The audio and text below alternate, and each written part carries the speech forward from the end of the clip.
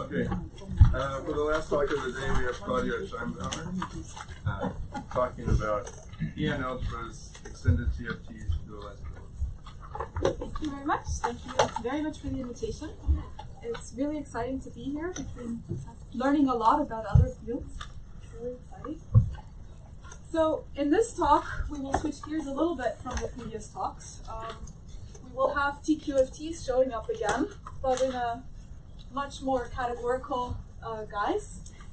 And partially you can see this talk as being one of a couple where similar ideas will be showing up again.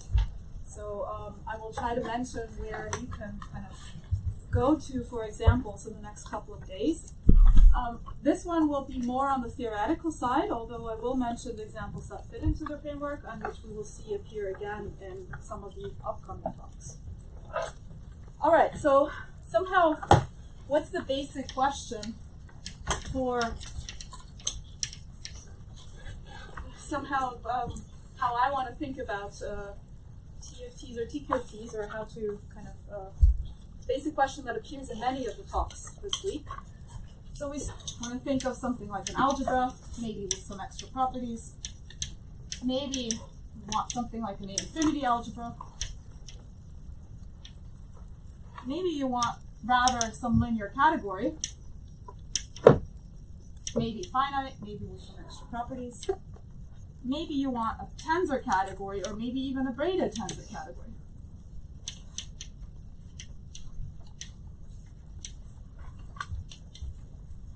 Or maybe you want to think about something like module categories, or modules themselves. And so on. And so, what we want to get from this algebraic input data is something like a TQFT. So in the previous talk we saw this showing up. And the question is, like, when does this happen? When can I do this? What kind of stuff do I have to have here to go over there? And usually that's when finiteness conditions start appearing.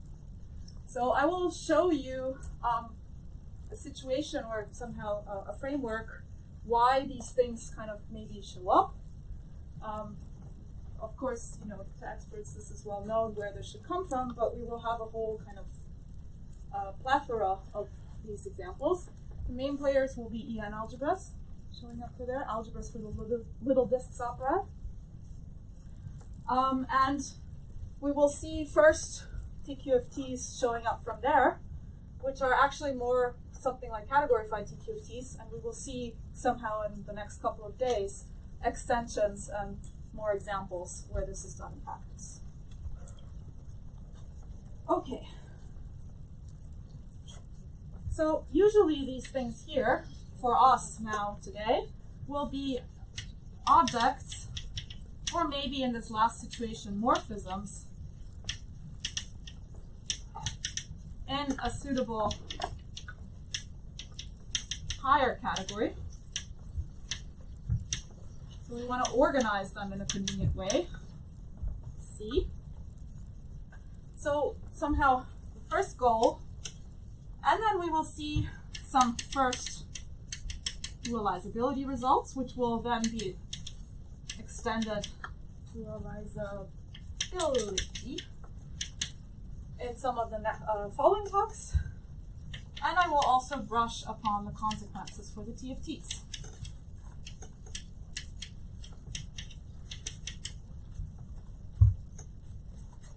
Okay. So let's start here.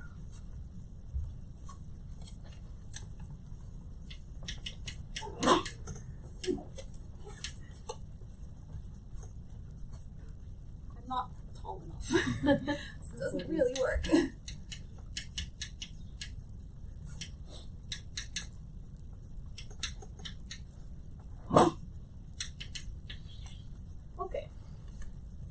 So we saw before in the previous talk that a TFT should be something that assigns something to, there it was 3 manifolds, we've got numbers, or power series in that situation, and then 2 manifolds, we've got vector spaces. Okay. So more generally, or more precisely, as you wish, an n-dimensional TFT, topological field theory, is a symmetric monoidal functor Z from a category called n-dimensional Cobordisms to some target, which, in analogy to what happened before, would be vector spaces. Maybe you could also take something like chain complexes if you wish, depending on the flavor of the TFT that you want. Something linear, that's important stuff here. So what is this thing here? This organizes the 2- and 3-dimensional manifolds from before in the following way. So this is a category whose objects are closed n-1 dimensional manifolds, and morphisms are n-dimensional Cobordisms. So what's a Cobordism?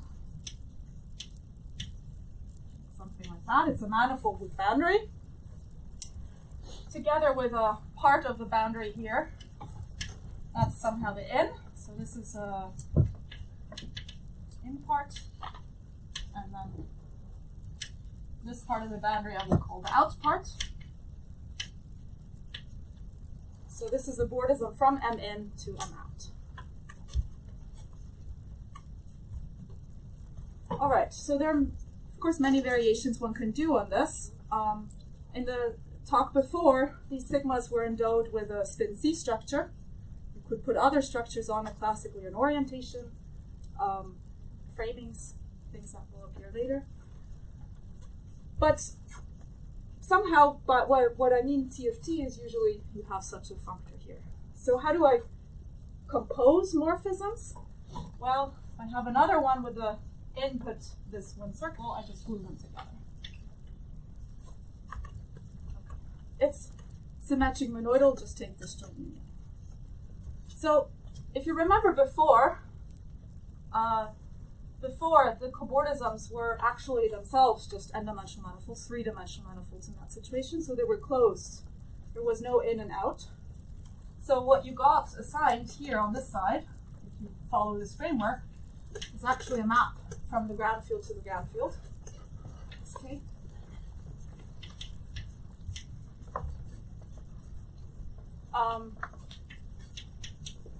Which is just a number. Just evaluate at 1.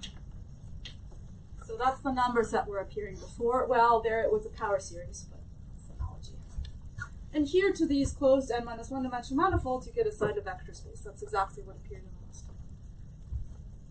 All right, so much for basic notion.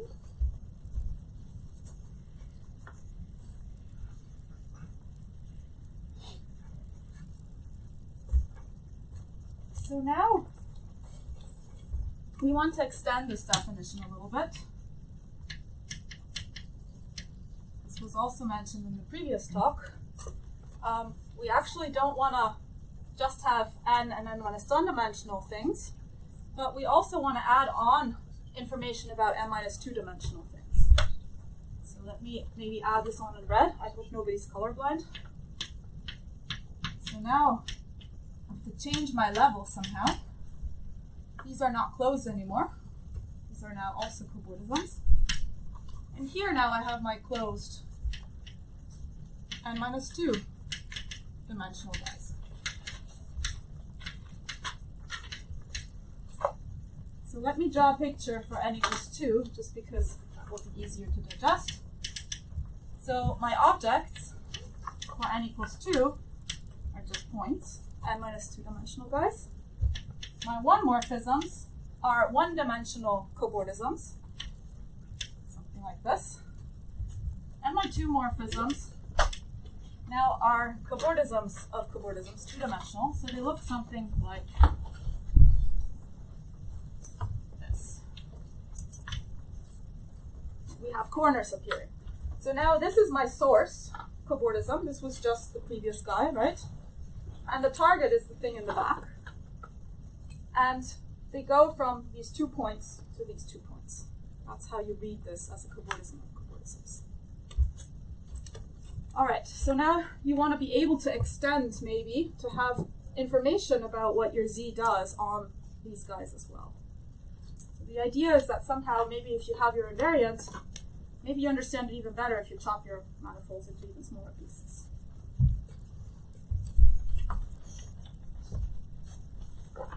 But now the question is, what do we do on this side?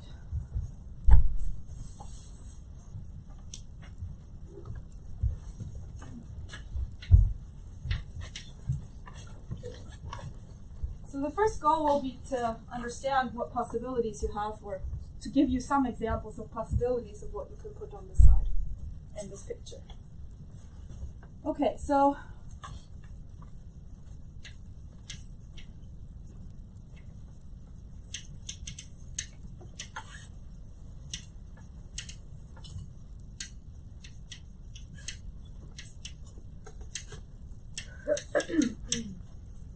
okay, so what will the motivation be for this?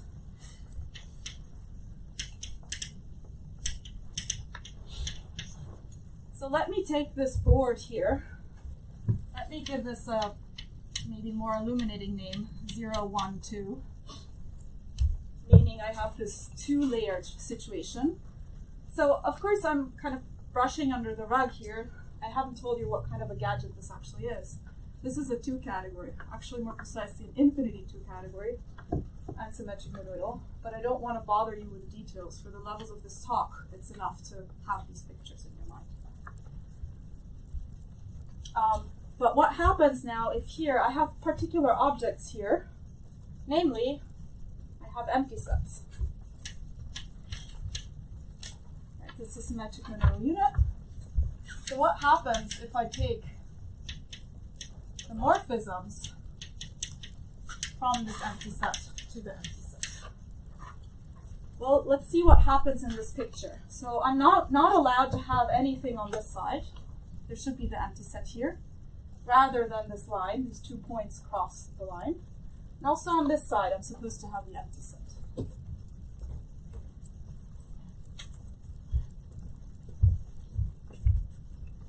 Let me draw this picture again. Now we actually want to have empty set here, rather than these 2 lines. So what happens is it forces me actually to close it up here. So I can't have my side boundary there on this side. So now what happens is I'm left with something that kind of was in the previous picture, in the ordinary cobordism category, looking from the front to the back. So now here I have my closed manifolds again, and here my closed manifolds, and then I have my bordism. So this here is equivalent to the usual bordism category in 1 and 2 dimensions. So this we want to have as somehow exploit as a defining feature for what we can put onto here. We want to, if we start with some generalization of vector spaces here, by doing a similar procedure, like taking hom from something to something, we want to get back what we had before. Another way of saying this is if you look at what happens here at the top 2 levels, you see in it somehow a copy of the usual n-dimensional bordism category. We want to keep the same feature on the other side. At the top 2 tiers, we want to kind of keep or copy a vector to a chain.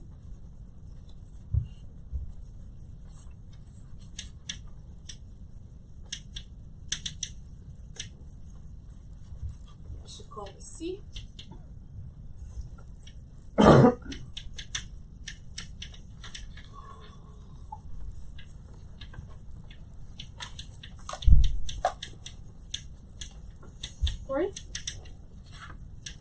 Category.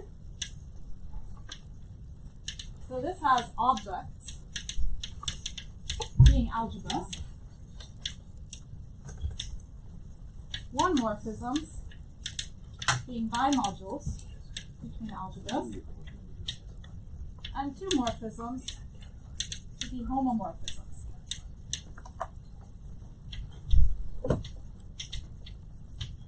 So in here I also have a distinguished element, namely my ground field. So what happens if I take conv from the ground field to the ground field?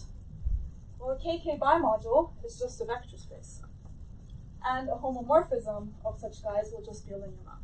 So I got back my previous thing. An example, the other example. Can you move up to the next board? It's low, it's so low. Okay, sure. Thank you. Is this still okay? Do you want me to reiterate? That was okay. Thank you. So what's the second example? Something maybe we could call limcat. So now objects will be k-linear categories.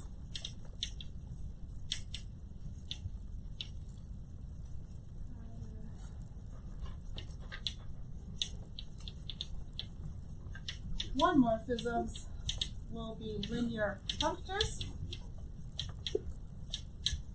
And two morphisms are the natural transformations. And so maybe if you get lost immediately, maybe a good exercise for the rest of the talk is to test that this thing actually also has this property. And as a hint, the category you will want to check for is just k vect itself.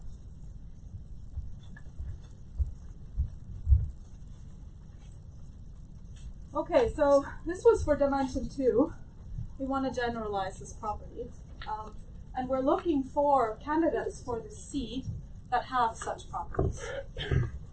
And what you will see appearing, actually, we already have algebras and bimodules up here, algebras and modules. And also in the second example, we have the linear categories here. So this is the type of examples that I meant when I said we want to have these objects happening there.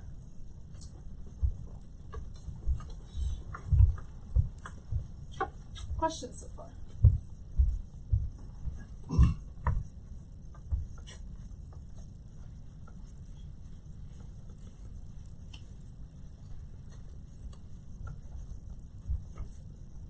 Okay, so let's generalize this first example.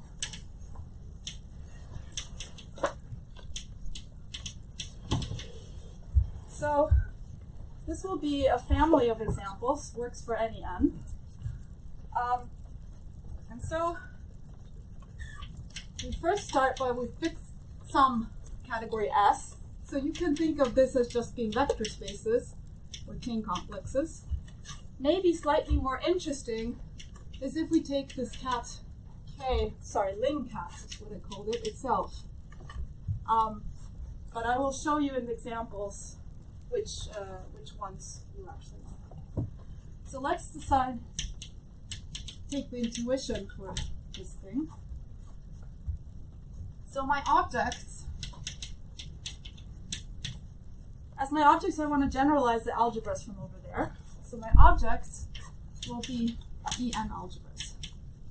Okay, let's pause here for a second and let me tell you a little bit more about what that is. So that's the first part here.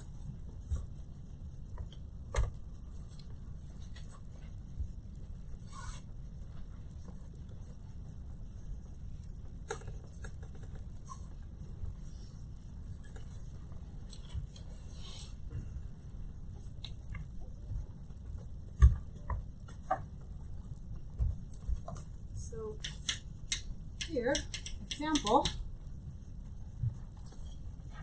So these are algebras for the little n disks opera. So let me make a little table.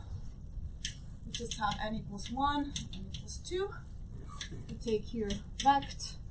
For n equals 1, we just get algebras. 1 algebras are just algebras. If you like chain complexes, maybe something that you've seen is infinity algebras. That's exactly what an E1 algebra in chain complexes is. What about taking this other possibility, taking limcat? Well, what we get here for n equals 1 is category with a monoidal product. So it's exactly a tensor category.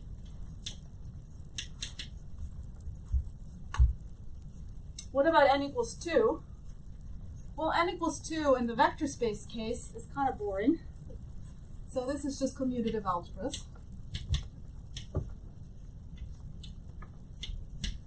In the chain complex case, it's slightly more interesting. It's a commutative algebra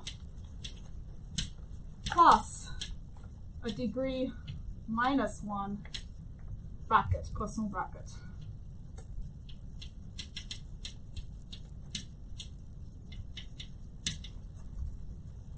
Okay.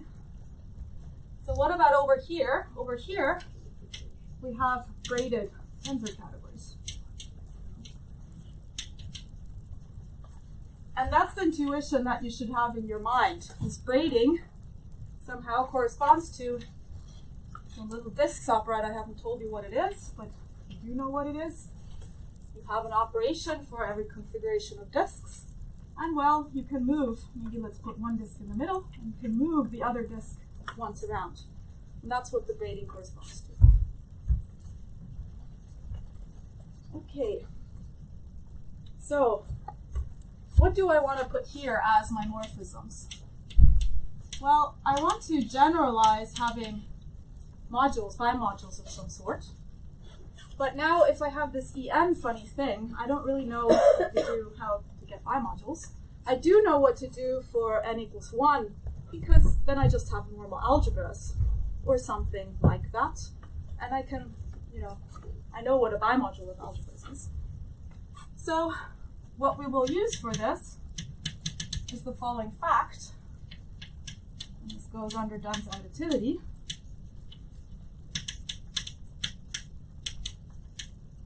Is that En-algebras are the same as E1 algebras or algebras in En-1 algebras. Okay.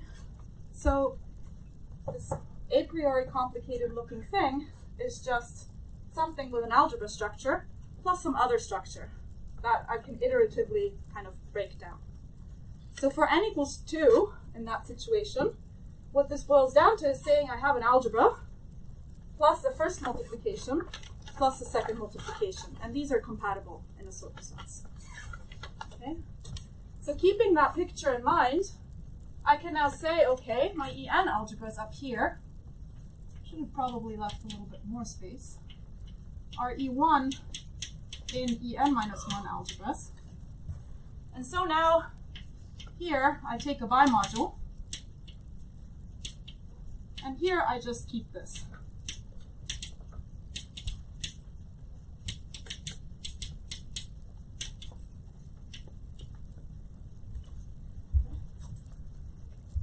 Well, I did this once. I still have an En-1 algebra structure left here. I could do the same trick again. Take the next direction, make a bimodule for that.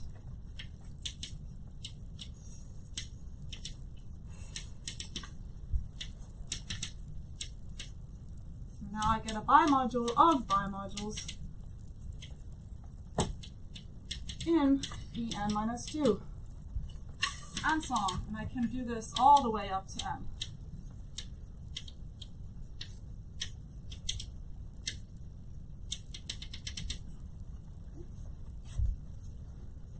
Alright, this might look a bit scary. Let's see what happens in the examples.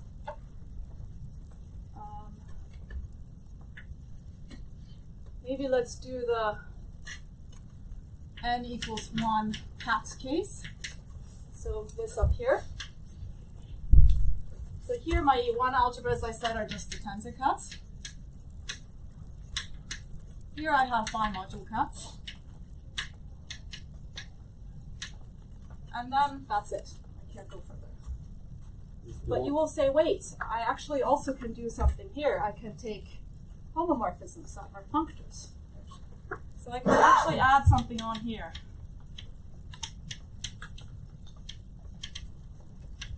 And these use the morphisms in cats, in that case, the functors. And maybe if I have higher morphisms, I can actually use those higher morphisms as well.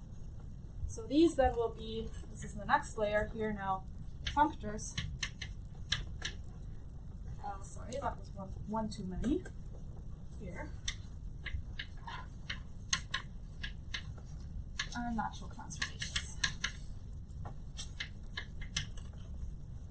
Okay, that was a lot of stuff.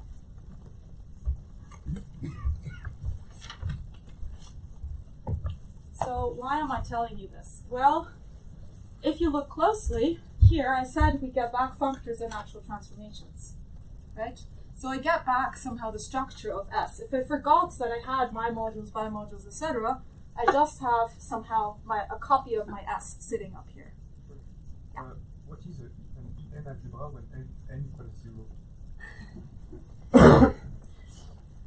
So when n equals 0, it's just a pointed object. Just choose a point, something. I do not want to go into the subtleties here. You can have two choices here. You can either have the E0 still here, or you can just forget about that. There are two variations. Where does it teach you algebra? So there are particular examples of E1 of infinity algebras, right?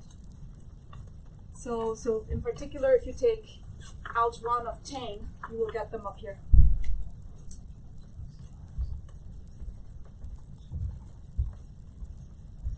Okay, so this is just a heuristic sketch of what I want my alg-n to be. There are some constructions of this in the literature.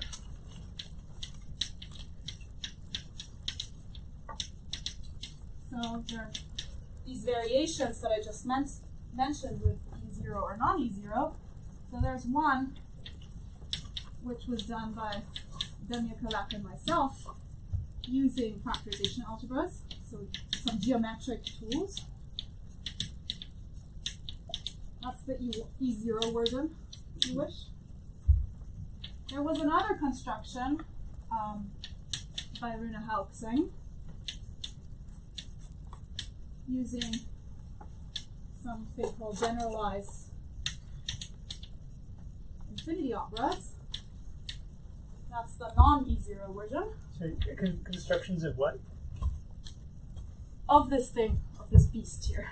Does it have a name? Yes. Got to write it down. Alg-n of S. When you say it has to be non-additive to remove the space. Yes, you can. Absolutely. And this was done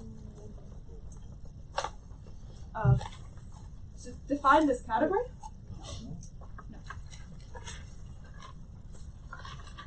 No, we were the first ones.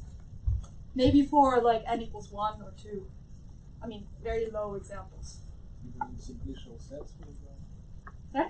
In spaces and simplicial sets. As a 1 category, maybe as a 2 category, but not as a higher category. And then adding these higher morphisms at the bottom was done by Theo Johnson-Fried, who's somewhere here. Where are you? There. And myself.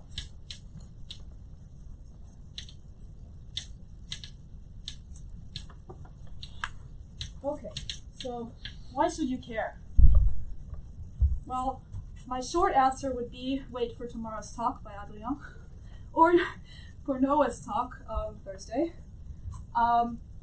Maybe to give you a better answer as well, if you want to be in this setting, for example, braided tensor categories, well, there are nice examples coming from representation theory, obviously. Representations of a group, representations of a quantum group, and to actually have a category framework to study them. These categories are useful, and we'll see that tomorrow. All right.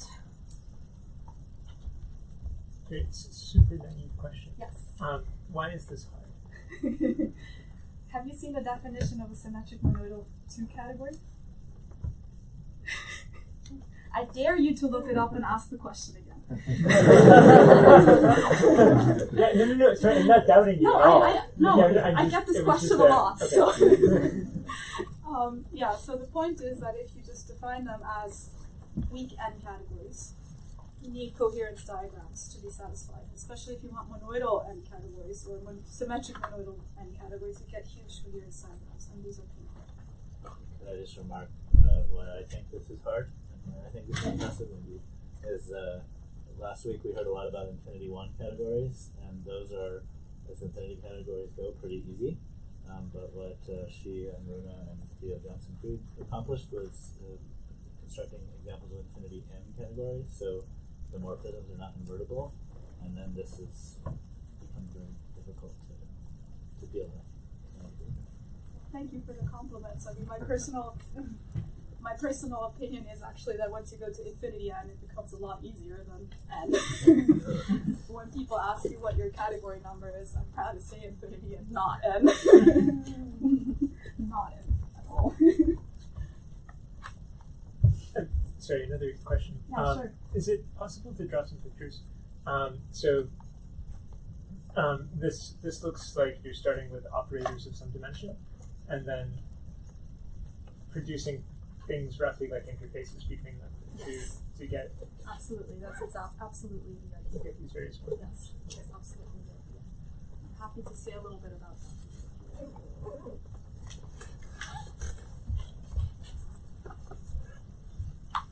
But usually this is a direction that's a little unfamiliar. So usually we start with operators of some dimension and then construct lower dimensional things. Yes. So now you're going the I'm other going way. up instead, yeah. So, I mean, usually if you have a TFT, you want to extend down, right? And then you have like this guessing game to do how it could extend down. Mm-hmm. I'm kind of turning the game around. I'm first writing down the n category, and we'll tell you what kind of TQFTs exist with that target. You might say, okay, but I want to choose a different target. That's completely fine and deserved, and fine, but then I don't know what to do. So, algebras, when you say algebras, you mean associative algebra, right?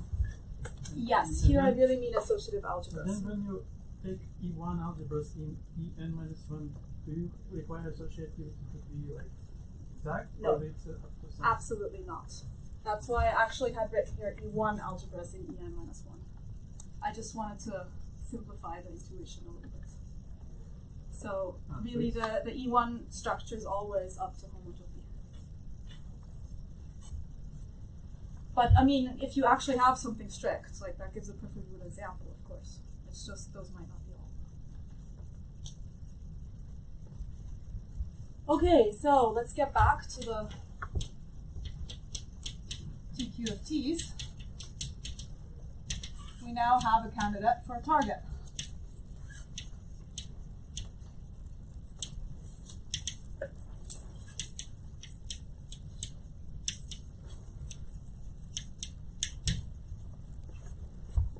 So let's look at our Cobordism category again. N is the top dimension, and we want to put some alg n over here. That's what I had proposed as a target. So here I will make my life a little bit easier and go all the way down to point, just as an example for n equals 2 before. And now we're in a really good situation.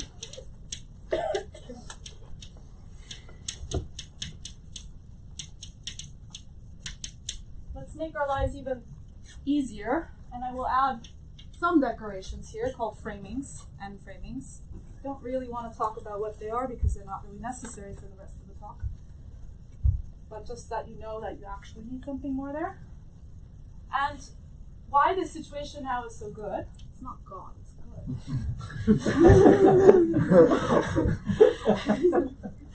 Is that we have something called the Cobordism Hypothesis.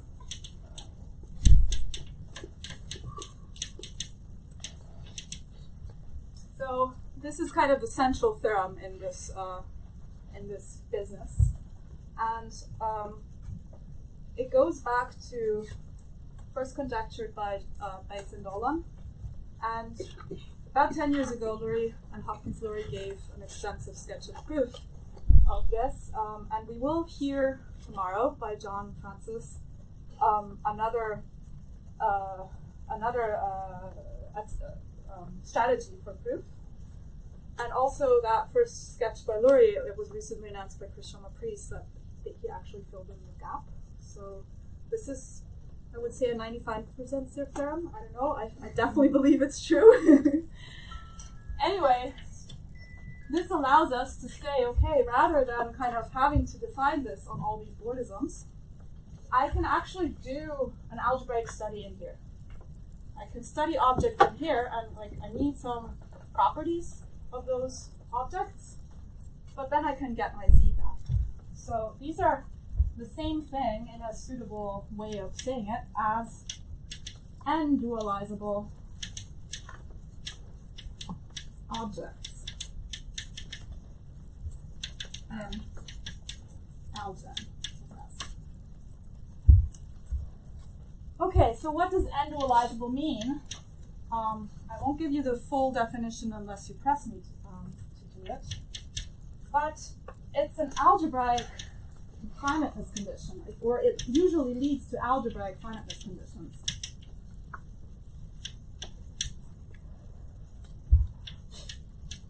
Let me just understand. You said it's the same thing. You mean a choice of a z is the same as a choice of a dualizable object? Yes. In a suitable sense, you can formulate this as saying these form actually an infinity groupoid, these form an infinity groupoid, and there's an equivalence of those. And these conditions are often checkable. And I'll put this in quotes because that might sound easy, but as we will see in a couple of talks, actually it's not. But it might be easier in certain situations than to give all the data.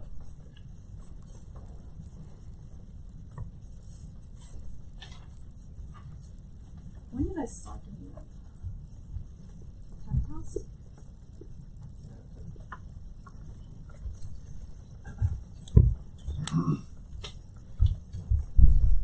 Okay, so let's see if we can kind of go back to our z and use that term.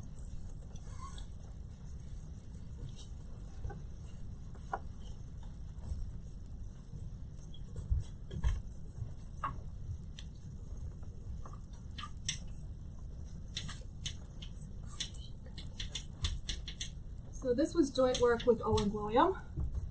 And if you wish, you could also see it as a corollary of the Cobordism hypothesis of something that Damia and I did.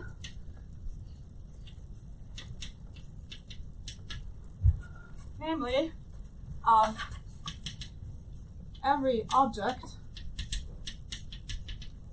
in this algebra is n-dualizable.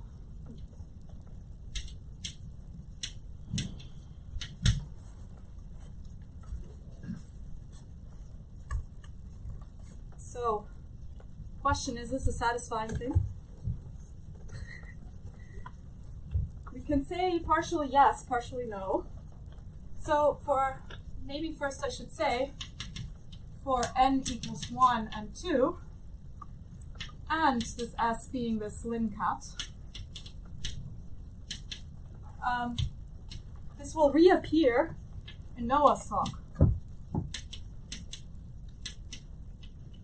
But let me maybe for n equals 1 and s equals vect, just briefly illustrate what this says. This says that if I now take my alg1 of vect, so this is this algebras bimodules homomorphisms example from before, every object A, algebra, is 1 dualizable. So I get a 1 TFT.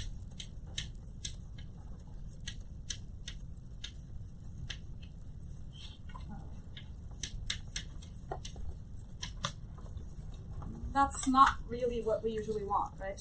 We actually usually are really interested, if we start with an algebra, in the invariance that we get for surfaces. the two-dimensional You situation. mean finite dimensional spaces? No, Right? doesn't have to be. I thought only finite dimensional. You said algebra. I'm saying algebras. Every algebra is one dualizable. Right? I should ask you what the dual is. Like the dual algebra? The opposite algebra? Exactly, it's the opposite algebra. I mean, that's the only thing you can think of, right? But that always exists, and I will show you actually a proof of that in the end. With this geometric terms, that kind of generalizes. It's But really it's not simple. too dualizable. Not necessarily, no. That's when finiteness conditions start appearing. Exactly. And that's exactly the point. We actually would like the TFT to go to surfaces. That's when these finiteness conditions start appearing. So this theorem is nice because it tells us somehow to lower dualizability. But in terms of like what you actually want as TFTs and TQFTs, you really want this higher dualizability as well. Okay, so this other side here that I kind of don't really want to say it. So what we did there was we actually gave an explicit construction of the TQFT. Explicit construction of the TFT. And last week this was mentioned, this is given by factorization homology, very explicitly. And we will see this in Adrian's talk. For the same link cat. So there the objects in question are rep G and rep UQG. These are really the ones that you're interested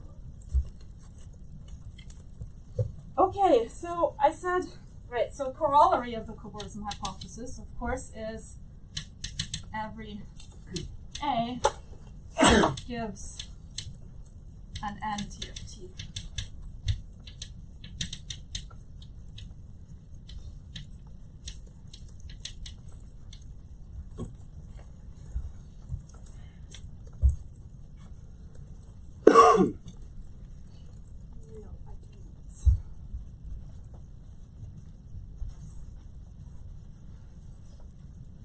But is dualizability a condition or is it a structure? No, it's a condition. It's not a structure. That's actually also something that's very neat. Sorry, so A is local operators in a dimensional. Mm-hmm. Exactly. And what does one dualizable mean? You get a 1 TFT? I don't know. Maybe somebody else can answer this question. So, for example, what is that functor assigned to the circle? Social homology. So I can think of the En-algebra, forgets the other structure, Oh. E1 algebra, I see. and I That's get why it Social doesn't. homology.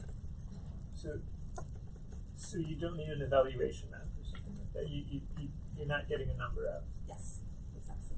That's why they give like categorified TFTs and things.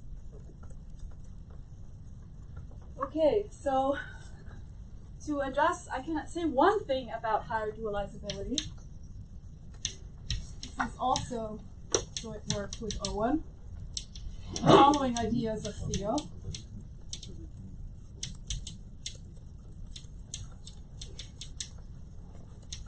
Which says that the only n+1 dualizable En algebra in this geometric model of Algen is the trivial guy. So that's very unsatisfying, right? So that says that if we really want to get these higher versions, we have to do something more. Just doing this geometric factorization algebra version is not good for actually going up. It's okay, one can do things, but yeah. Okay, so before I actually tell you what this geometric model of En-algebras is, so the goal for the rest of the talk will be to explain a very small part of this, namely exactly what you were asking about dualizability. Because there are very pretty pictures, geometric pictures that appear. And that's why I like this geometric approach using factorization algebras, because you can use the pictorial things for the intuition. But before I do that, I would also like to mention that I mentioned before that in this two-dimensional setting, we had two candidates. With LinCat, we had algebras, bimodules, and definers. So it was not unique in some sense. And so this is also a choice, or maybe a whole group of choices in some sense, whole family of choices. But there are more possibilities. And maybe one thing you would like to have in the future is something universal.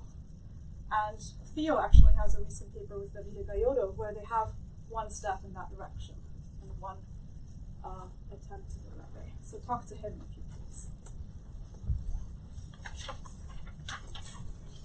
Okay, so what is my Alt-N? And here I have to admit that I was lying a little bit. So we won't be talking about En-algebras, but rather something more geometric, namely factorization algebras.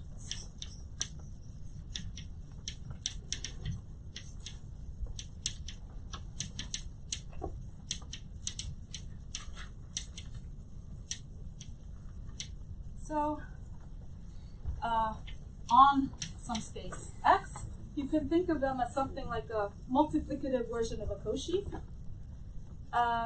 For the purposes of this talk, it will be enough to look at, well, Rn's with different stratifications.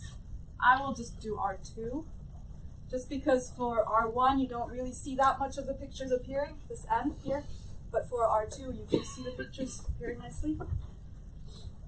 And these actually will have an extra property which you could call constructible, an analogy to constructible sheaves.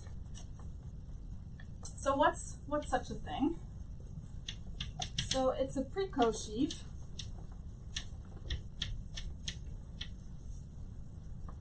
together with, for any disjoint union of opens, we have a map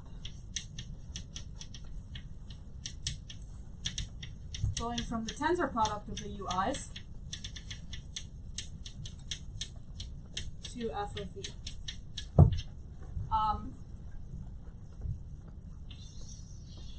So we'll draw them as disks on purpose, because maybe now you can see the connection to the En-algebras. So I have to add some properties here, but if I write here, nobody will see it, right? You can erase at the top.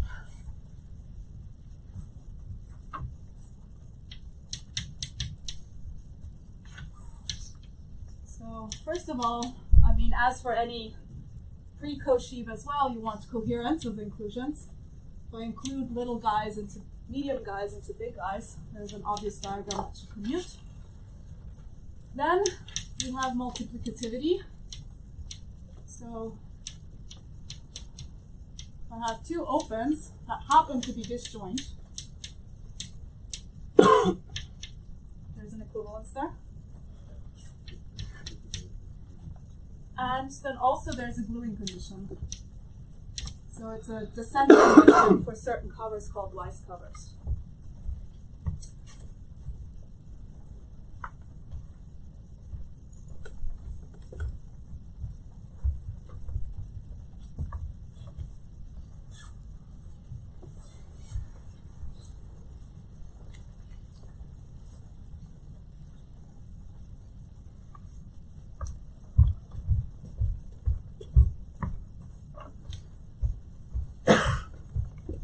So as an example, you can just take an algebra, A, and my x to be R. So this will be kind of the one lowercase. And now, colors.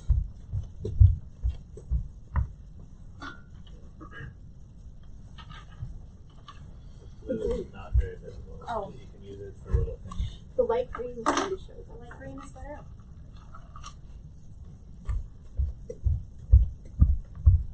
So if you take an interval here, and another interval, these are my U1 and U2, and then I include them in a big interval, then I need to give you a map from f of U1 times f of U2 to f of v.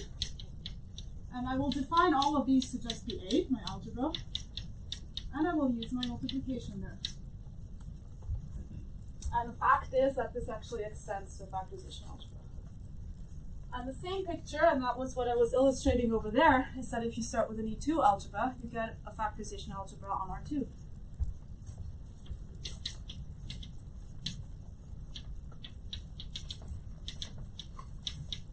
And both of these are what you could call locally constant. So exactly the same definition as Cauchy's. These are locally constant. And another example would be if now you take an AB bimodule, M. So in the one-dimensional situation, I can take a line and now have a point in it. And I have three different kinds of disks now. The ones on the left, the ones on the right, and the ones that include the point.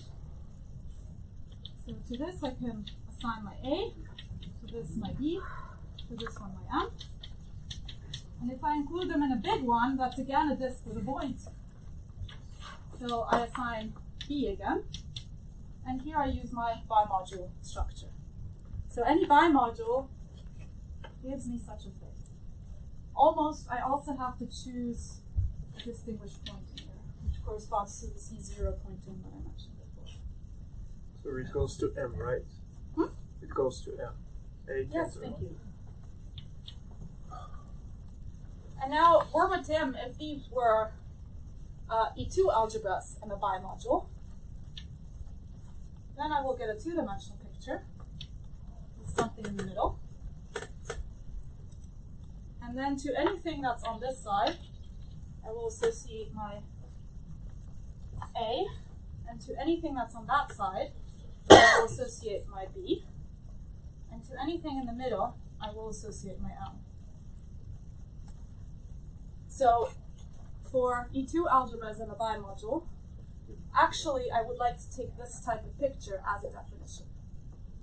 So I will define for my geometric version of AlgN, the morphisms, to be factorization algebras on such a square with a line, such that for any disk on this side, I associate the same thing. For any disk that touches the line, I assign the same thing, and for any disk that happens on the right, I assign the same thing.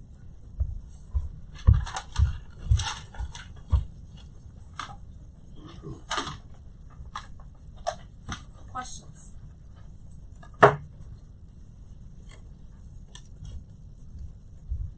Okay, so let's talk about dualizability.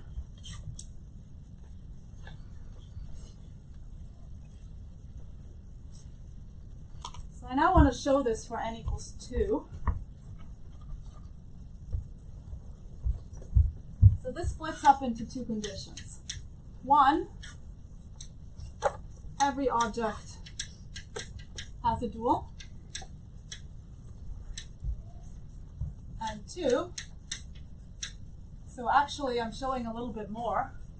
Every one morphism, so this is for 2, has what's called a left and a right adjoint.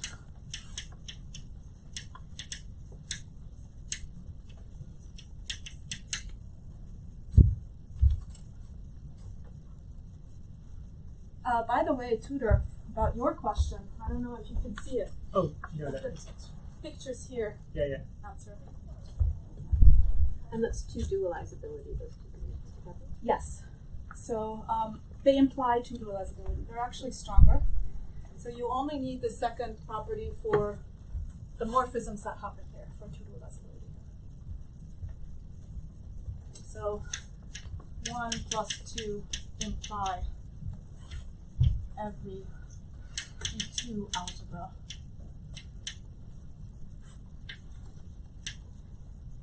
is two dualizable.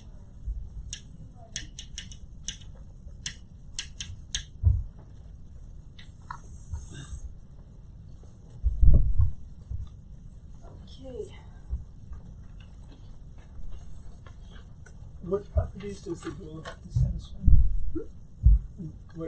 when you say I will define. I will write in a second what I mean by one. I can tell you later, or maybe no. I don't have time to tell you what two is in detail. So, proof of one. So what this means is that for every A object in my out2, so remember this was a little square. I need my colors again.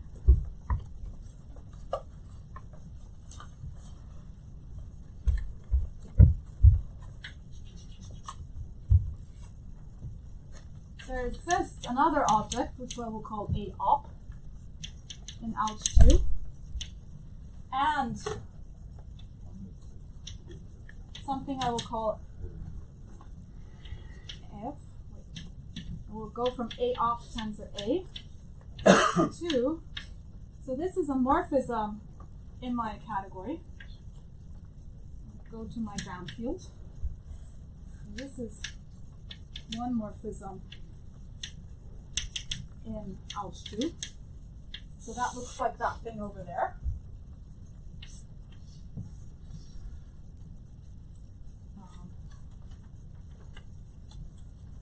So I will use this shading for the A and that shading for the A op. They kind of lie on top of each other. And here I just have my ground thing. So if you're in something like, usually this will be something like A ground field. And so this is 1, 2, and 3. A morphism going the other way.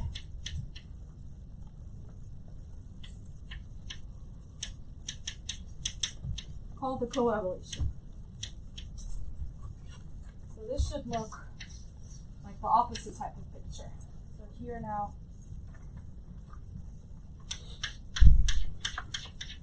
like this, such that, and there are some ways in which I can compose these two morphisms. Namely, I can take A, go to A tensor A op tensor A using my coev, and then go back down to A using my ev on the other components, and the same thing with A op.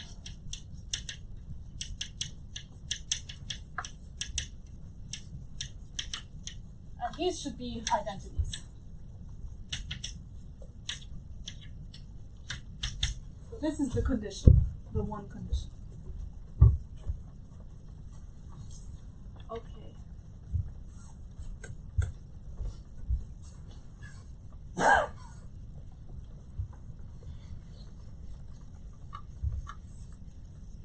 So let me tell you how to get these shaded guys. So we start with our algebra A.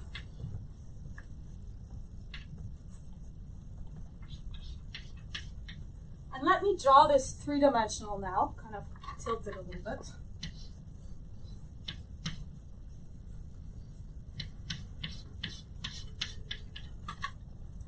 And now I kind of take this corner and fold it up. So this gives me, I mean, you can explicitly write down the map if you wish. Something like this.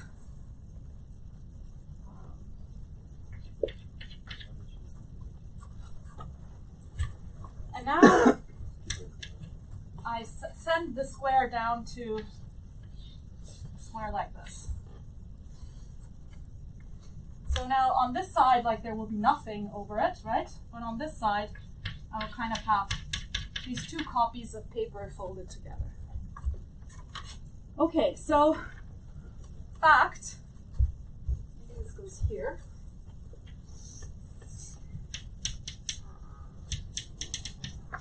I can push forward factorization algebras. Push forward factorization algebras along continuous maps. So I wrote for you a nice continuous map I will call fold map F1. So if I started with my A here, I can push forward along this map. And I will get a factorization algebra here. And the claim is that this is if. So now you can do the same thing, folding the other way to get co-if.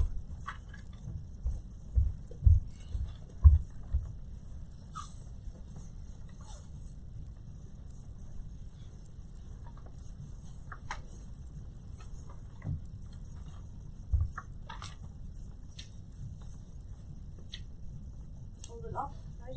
So I also fold down.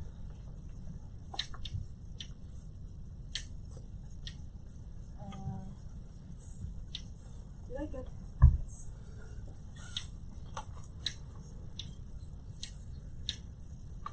And now all, did I do this right?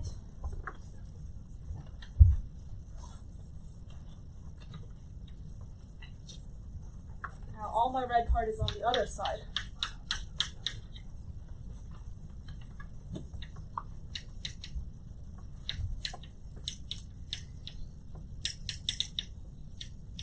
So now the proof that this indeed satisfies these two lines over here is the following.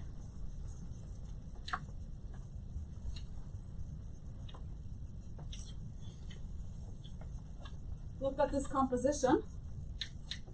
Pull those parts apart and just get the flat sheet back. So if I took at this intermediate stage this guy and that guy and kind of glue them together in the middle, and I get this S shape. If I pull them apart, I just get back the flat thing. Now if you chase through what that means on the morphism side, you get exactly one of these two conditions. And if you glue them together the other way around, you get the other one.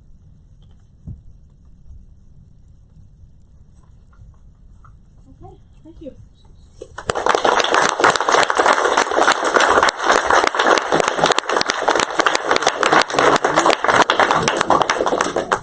Any questions?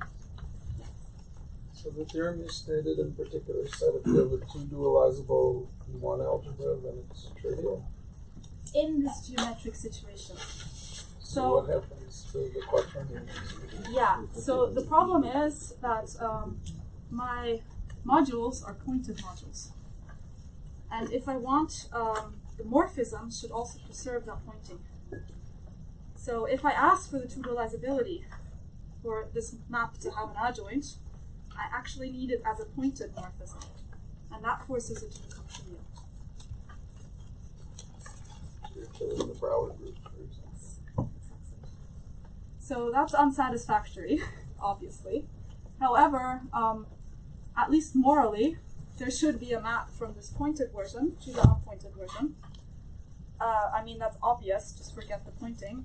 The only problem is that since they were defined in two very different ways, at this point we just don't have that map. I mean, I have ideas of how to do that, it's just quite technical and not very fun. So if you have that forgetful map, then you can transport this dualizability property that we have to the other one as well. The objects are the same objects, it's just the morphisms are different. So we will still get as a corollary that in the unpointed version, every object is n-dualizable. And there we can start going up.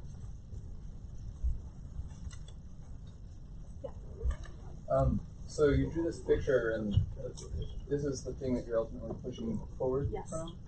And I see certainly that is equivalent to a flat sheet, but the push forward is not a trivial, it's not the identity map. No. So is there some theorem in the background about like, Yes. it's not an isotopy, but it's something. Yeah, so basically, I mean, you have to argue that, so the composition that you will get is the thing that comes from this, right? But basically, these factorization algebras, the way this category is set up, is made for allowing such things. To smooth out. Yes. So there is, I mean, on the level of factorization algebras, there will be a homotopy as well, half in the space of morphisms.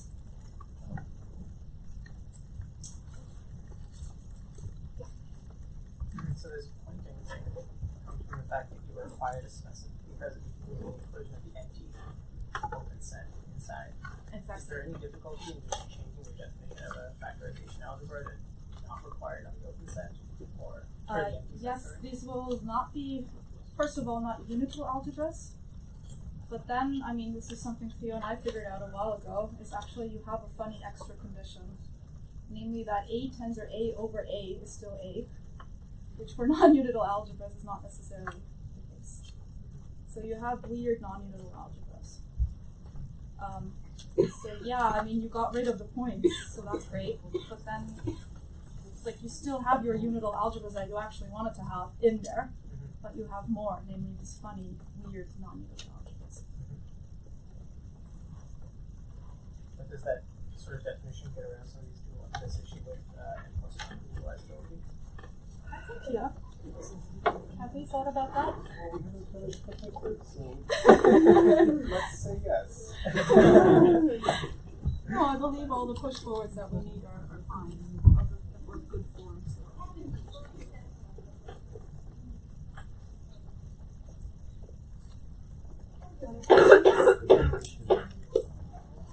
Okay, so before we thank Claudia again, I want to say there's going to be an announcement after we finish.